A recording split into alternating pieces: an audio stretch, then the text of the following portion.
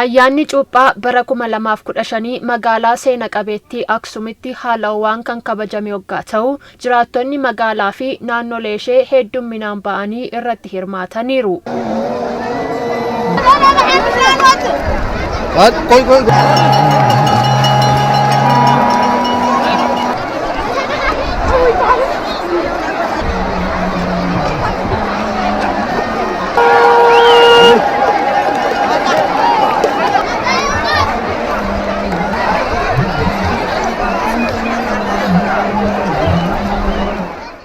Ayyaanni cuuphaa baranaa nagaa nuuf fidee kan dhufe ta'ee kabajameera kan jedhan jiraattonni magaalaa Aksuumii fi naannoo ishee waggaa 2 booda haala ho'aa fi gammachuun kabajuu isaanii dubbataniiru. መጀመሪያ እንኳን እንመላእ ህዝብ ኢትዮጵያን በዓል ጥምቀት እንኳን በሰላም አብዛሕና duraan dursee ummata Itoophiyaa hundaan baga ayyaana cuuphaa geessan jechuun barbaada.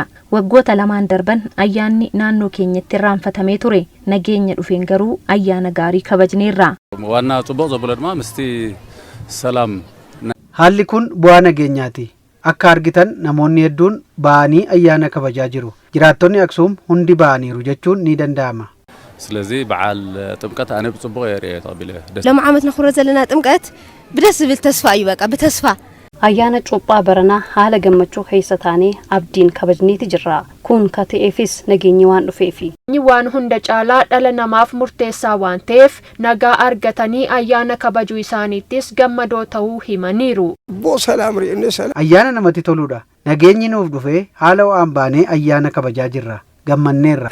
arraa yuunaayit salaam ጽቡቅ አካይዳ ጀምሮሎ adeemsi nageenyaa sadarkaa gaarii irra jira. nageenya dhabuu keenyaan rakkoo fi dhiibbaa ulfaataa dabarsineerra. በጣም ይሐጎስ ሰማዕኒ ማለት ሰላም ንኹሉ ነገር gammachuu guddaatu natti dhagahama. nageenyi waan hundaaf bu'uura. nutis nageenyi waan dhufeef ayyaana kabajachuu dandeenyeerra. ሰላም መቀሬት ናይ ሰላም ትዝበለጸ ኣብ ዓለም መቀሬት ናይ ሰላም ስለዚህ nageenyi waan hunda caala. kanaafis nuti yeroo hunda nageenya keenya dhandhamachaa wantoota nageenya fidan hojjechuuf qophiidha. kanas ni jabeessina. baga ayyaana cuuphaa geessan jechuun barbaada.